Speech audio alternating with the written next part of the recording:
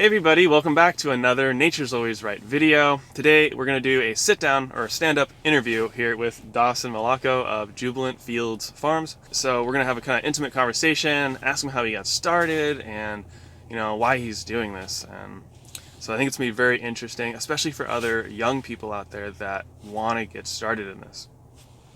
So let's just kind of start off with, how old are you, Dawson? So I'm 14 years old, and I'll be 15 in a few months. A few months. Okay, so almost 15. Nice. That's great. And how long have you been farming? So 2018 was my first commercial year, and but I've been gardening for 9 years or so. Oh, wow. So my dad got me into gardening. Oh, okay. He actually got me into gardening on part of the ground that I'm currently farming. So that's fun. Full circle, kind of. Yeah. It worked out well, and that is the area that was gardened, that he turned into a garden. All the rocks were pulled out of that, and so now I have a rock-free area compared to all my extremely rocky soil everywhere else. That's fantastic. So is that what kind of got you interested in farming in the first place? Your dad kind of got you started and introduced you to the idea of growing food and all that? Yeah, so he got me into gardening. My mom has always been into healthy eating, healthy food, that kind of stuff. That's good. And I actually wasn't interested in market gardening until about almost 2 years ago now. I was only ever familiar with Big Ag. So right. I actually, when I was 5, I wanted to be a big tractor farmer, because that's all I knew. So you mentioned 2 years ago that you got interested in market gardening. You'd never really heard about it. So what was the thing that introduced you to it? So back when my dad got me into gardening, my parents gave me quite a few gardening books, and I kind of had a big head about it because I had success with just dropping seeds in the ground and them growing. So I was like, I don't really need to read any of the books. But then I ended up, I was sick in bed for a week, and I just didn't have anything to do, and so I picked up one of the books that they had given me, and that was one of Elliot Coleman's books. Ah, nice. And so that took me down the rabbit hole in regards to market gardening. I was like, okay, well, I want to do this instead of big tractor farming when I grow up. But that was still 5 acres to make a decent living, and so I was like, okay, well, I'll do that one. Why did that appeal to you over Big Ag? Big Ag, yeah. Why? By reading Elliot Coleman's book, you probably realized, well, you're doing a lot of the physical labor yourself. There's not as many machines involved in the process. Well, why would you gravitate towards that? Why did you versus the tractor? Oh, that's a good question. Maybe because it was laid out nicely for me in the book as to what it was, and I've always enjoyed being outside in nature and such. So I prefer being in close interaction with whatever it is that I'm working with. Okay. So I'd rather be up with the plants versus sitting up in a tractor. And then the other thing was that it had a lot of diversity. There's a lot of interesting stuff going on. When you're a soybean farmer, you grow one crop or two crops maybe, and so you just have the same thing. And it's boring. Some people certainly find it interesting because you only get one crop cycle a year, so it takes a while to master it. But and because you're farming outdoors, there's all of those variables. But I really like diversity and always being able to change things up. Yeah. So, for example, microgreens here, as you can see, they're a great way to get cash flow going quickly and such. Absolutely. But they're really boring because they only take 2 weeks at most to grow. So you do 100 batches of them, and you go, I don't really want to do these so much anymore. I want to hire someone to do that. Exactly. Yeah, I guess a little robotic, right? There's a lot of monotonous stuff. Yeah. But with having a lot of diversity, I can be changing up things. That's what keeps it interesting to me. Yeah, it is for me too. And always trying new crops and the different flavors, and there's just so much going on there. So now with the internet, there's a lot of different models for different types of entrepreneurship, and you can sell things online, you can sell digital products. There's so many ways that you can make money now. Not an office job, or not maybe going to university. So what was it that drew you to farming? Why that? What was special about that? A lot of other kids or even adults are spending their time doing things that are, they're just on their cell phone, they're watching Netflix, they're maybe distracted by some other things, but that you gravitated towards something that brings a lot of value to other people. And I'm just curious, why at a young age did that appeal to you? Well, so I've always been entrepreneurial. So I was selling pencils to people for $1 a piece, Nice. which is an incredible markup, especially if they're used. Nice. So, I mean, I wasn't selling a lot of them, but I'd just randomly ask people that I may just barely knew their names or something like that. Hey, you want to buy a pencil for $1? Yeah. And I was doing that when I was like 3. Uh-huh. I'd be coloring pages, and I'd be trying to sell those to people. So I've always been entrepreneurial and wanting to make a buck. And so there's that aspect, but then as I also mentioned, I enjoyed being outside and in nature and working with things outside. I prefer that to sitting around inside. Yeah, me too. And I also prefer that to doing school. So Yes, there is that Yeah. element to it as well. So I really enjoy working outside and It was kind of naturally working with plants and such. Yeah, he's kind of naturally kind of led there, and and two different interests. my dad got me into it, and I also loved eating this stuff too. Yeah, So exactly. that's important. Yeah, that's the most important, right? Cool. That's really interesting. I like that. So yeah, I want to ask you a little bit more, kind of about your bed prep and how you're doing that. Are you using a broad fork? We already touched on, in the tour part of the video that you did an initial till and infused compost in there. But once the beds are prepared and made, what does your bed prep look like? So it's evolved. It'll probably be different come in a few months. But what I've been doing is I'm going through and I'm taking out the crop by stirrupoing it out, and then I will go and amend it. I'll spread fertilizer, and then I'll mix that in with the stirrup hoe, and then because I don't have a tilther, and even if I did, it wouldn't handle my rocky soil. Right, that's a good point. And then after that, I'll smooth it, and then I will top dress with 1/4 to 1/2 inch of compost. Okay. And so that helps with getting good tilth, especially with all the rocks. And it is key during summer because I'll get a crust that forms with my clay soil. Right, So the compost, because it doesn't have that clay in it, it can't form that crust. So all I just have to do is keep it moist, and it'll allow those seeds to come through. Because with the crust, it's just a brick, and nothing can push through that. Nice, very cool. I guess I'll just ask you, is there any reason why you don't broad fork? Oh, so I completely forgot that you mentioned broad fork. Time.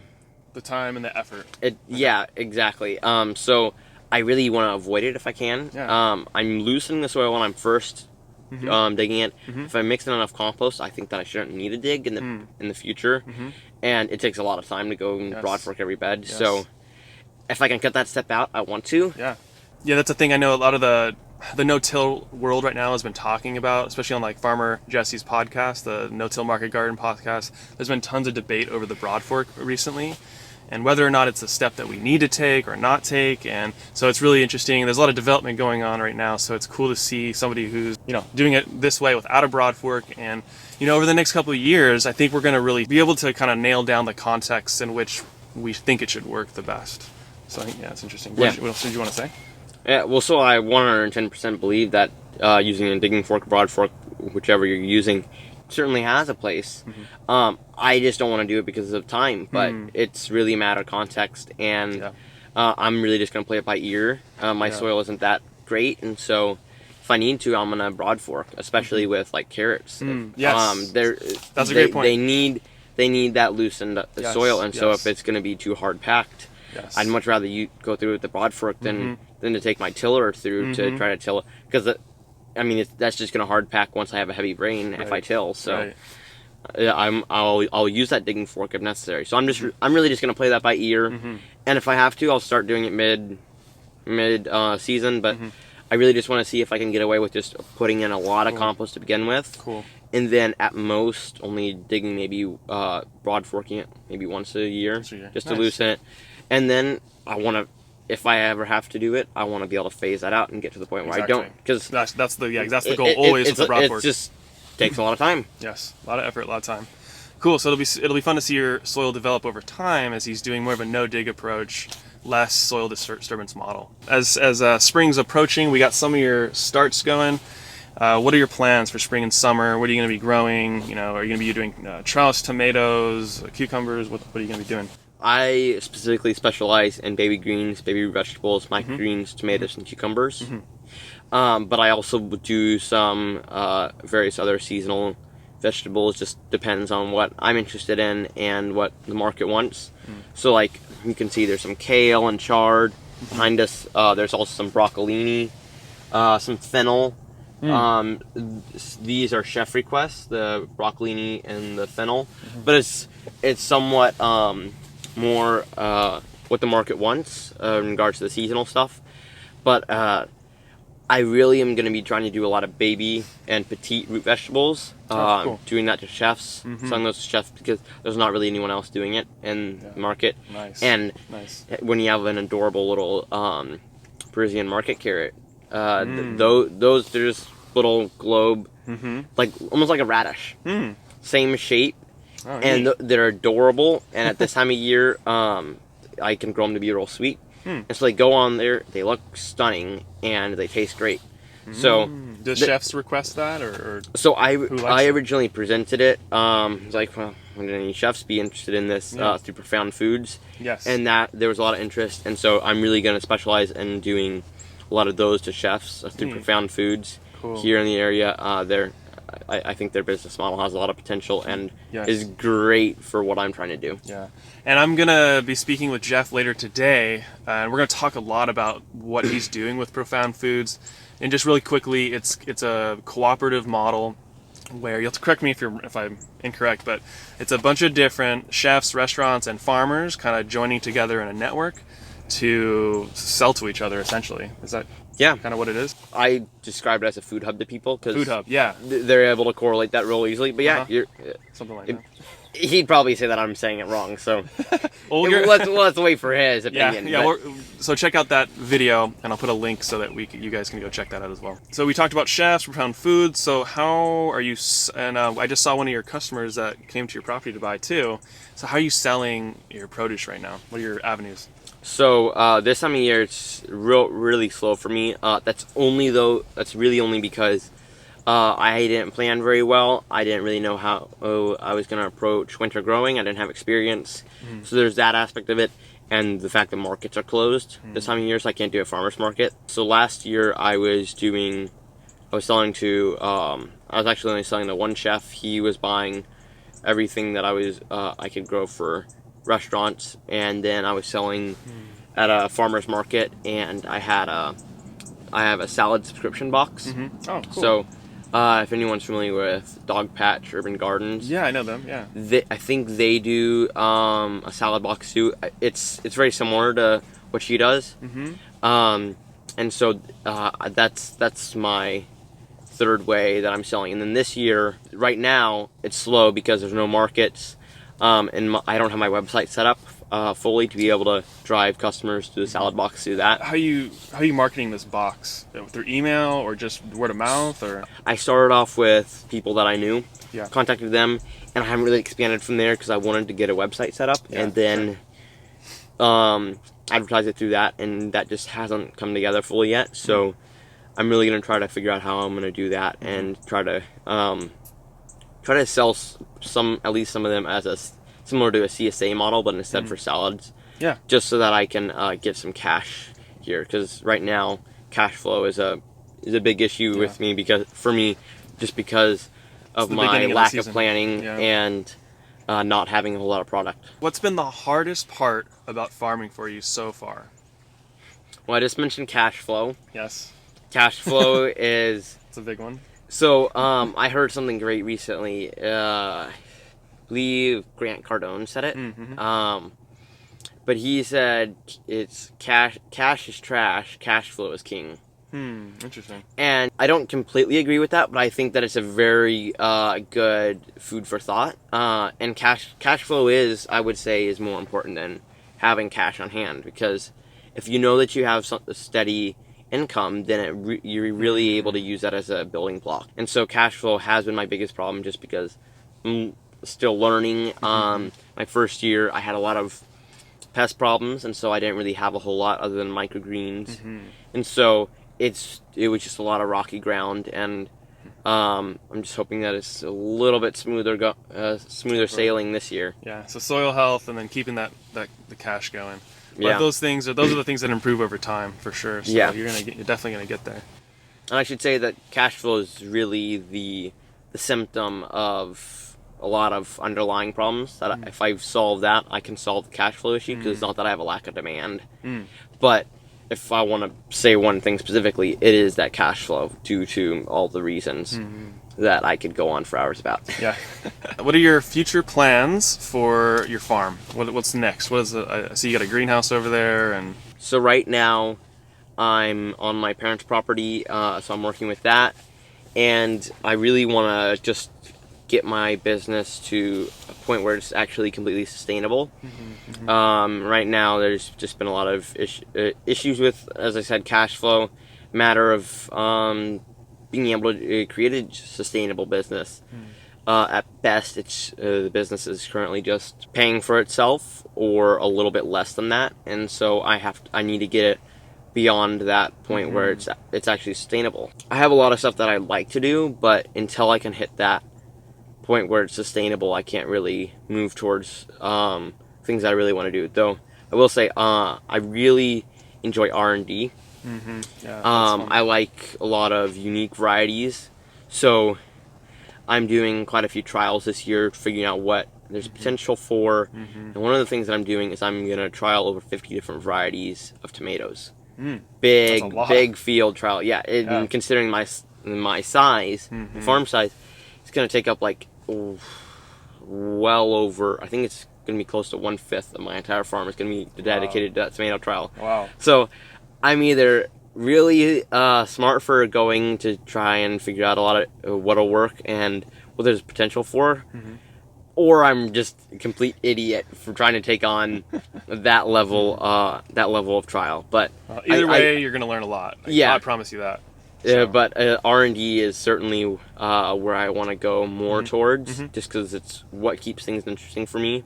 It's like microgreens, such a short crop cycle, and they just get a little boring after you plant so many successions of it. Right.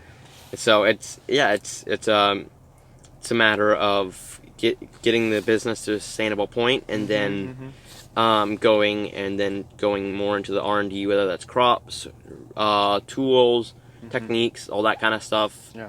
And then 5 to 10 years out, I want to be able to be on my own piece of property permanently. That way I can go into the longer kind of R&D. Like there's some stuff that I'm interested with greenhouses, but I have to have at least 10 years out that I can plan for, or else I can't do it.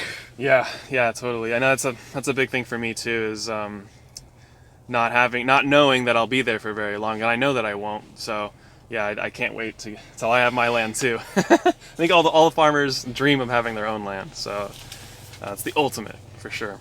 All right, so we'll wrap up here. Asking a really important question that's really important to me. What advice would you give to other young people, kind of around your age? I know, when I was growing up, becoming a farmer was seen as you're going to become poor, you're going to be blue collar, you're stupid or uneducated, or all these things that people say about farmers, which are completely the opposite is true, actually. What kind of advice, I guess, would you give to other young people that are seeing this movement happen, seeing that you can make money doing this? How do they get started? How do they start learning? And what should they do? Well, the learning part is pretty simple. Look up Curtis Stone. Keep following Nature's Always Right. I mean, if you get on Curtis Stone's YouTube channel and you get into his new website, you're covered on the learning part. In regards to getting into it, and then there can be a lot of analysis paralysis. I see that happen a lot. But at my age, I was really blessed with a lot of things coming together, and my parents being real supportive. So that really just depends on what how supportive your parents are. But if they're relatively supportive, I mean, you just have to dabble. You have to start. I would be wary about recommending someone to go just jump in, because As far as it can business. be difficult to have that cash to get Right. started. You have to have money to get started. I started with too little, which has put me in a bind. And so I've had to take on debt and try to figure out a lot of stuff. And it's, as I was saying earlier about trying to build a sustainable business, it's more difficult for me now because I didn't have as much cash as I would have liked, or as I should have had when I started off. So starting maybe with just a garden, building some your basic skills, start some microgreen flats. Exactly. Things like that. You dabble and do market research. But if you don't at least start, no matter what kind of scale it is, if you don't start, then you're never gonna start. I mean, you're not. It sounds rather silly, but if you don't start soon, and if you don't just take that jump, then if you just keep putting it off, you're eventually just gonna put it off until your opportunity is gone. Yeah, that's great advice. And I think something else I'd add to that is be prepared to fail. This is like, doesn't matter how experienced of a farmer you are, every single year you're gonna have crop failures. Because that we're dealing with nature, there's an infinite amount of variables, and because of that, it's not like dealing with like a synthetic or human-made system, which is more easily controlled. So getting that experience, constantly trying things and learning from that, and not, being defeated by failure, is something I'd really encourage you to try to do.